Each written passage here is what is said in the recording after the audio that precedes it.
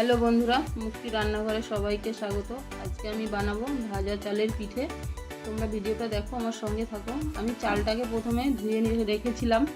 এখন আমি নুন মাখিয়ে নিচ্ছি চালটাতে। আমি একটা কড়াই বসিয়ে দিলাম। কড়াইতে আমি অল্প অল্প করে চাল দিচ্ছি। চালটাকে ভালোভাবে নেড়ে নেড়ে চালটাকে ভেজে নিতে হবে। চালটাকে দেখো আমি বারবার করে নাড়াচ্ছি। চালটাকে এইভাবে নেড়ে নেড়ে ভেজে নিতে হবে। চালটা আমার ভাজা হয়ে গেছে। এখন আমি চালটাকে তুলে নিচ্ছি। চালটাকে তুলে আমি কিছুক্ষণ রেখে দেব ঠান্ডা করার জন্য।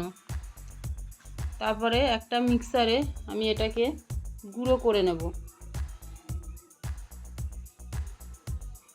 এই দেখো আমি এটাকে গুঁড়ো করে নিয়ে এসেছি। এখন একটা কড়াইতে আমি জল দিয়ে দিলাম।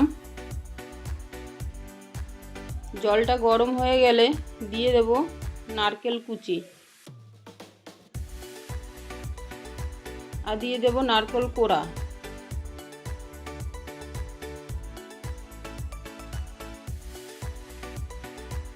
আমি এখন দিয়ে দিচ্ছি চিনি পরিমাণ মতন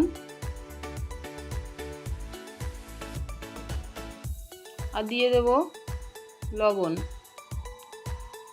এখন আমি এটাকে ভালোভাবে নেড়ে নেব।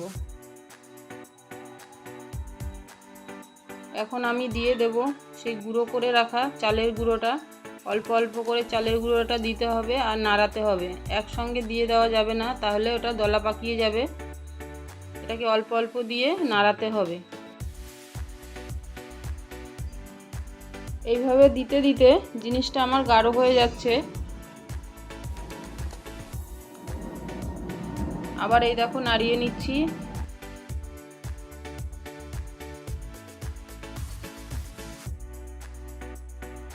এইভাবে গুঁড়ো দিয়ে নাড়াতে নাড়াতে রেডি হয়ে যাবে পিঠেটা।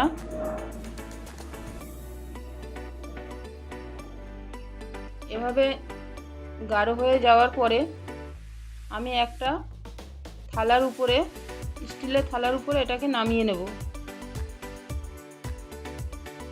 নামিয়ে নেওয়ার পরে এইভাবে চেপে চেপে আমি এটাকে ঠিক করে হাত দিয়ে চেপে চেপে এটাকে সমান করে দেব। এরপরে আমি কিছুক্ষণ এটাকে রেখে দেব ঠান্ডা করার জন্য।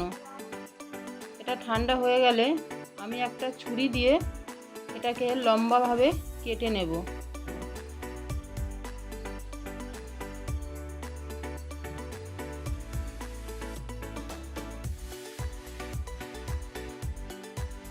এইভাবে লম্বা লম্বি কাটার পরে আমি এটাকে আবার আড়াভাবে কেটে নেব।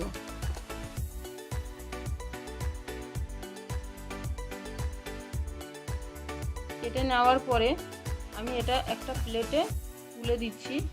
এইভাবে আমার ভাজা চালের পিঠে রেডি হয়ে গেছে। আমার রান্নাটা যদি আপনাদের ভালো লাগে তাহলে লাইক, শেয়ার, কমেন্ট করবেন এবং সাবস্ক্রাইব করবেন।